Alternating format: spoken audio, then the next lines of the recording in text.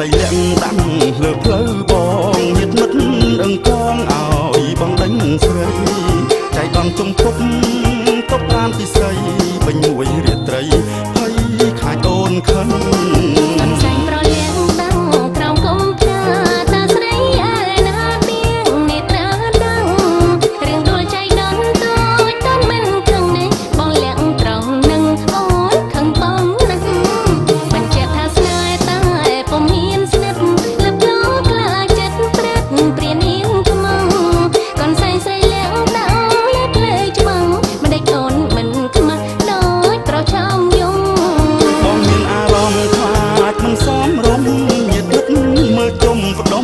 ច្រើនពេញវង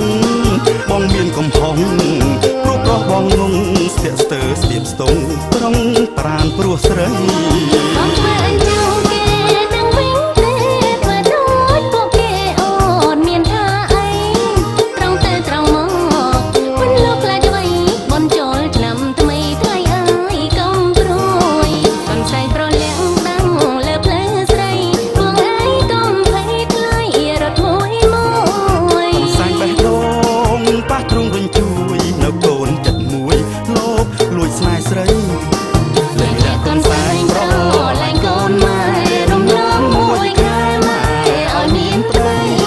ស្រីលាក់កូនស្រីបែងទៅជាប្តីថាចូលឆ្នាំថ្មីប្រពៃ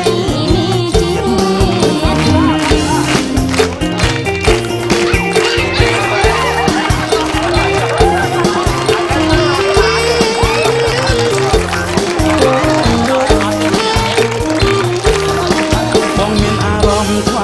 មិនសមរម្យញាតមិត្តមើលជុំផ្ដុំច្រើនពេញវង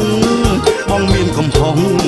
ព្រោះប្រុសបងងងស្ទាក់ស្ទើរស្ទាបស្ទងត្រង់ប្រានព្រោះស្រី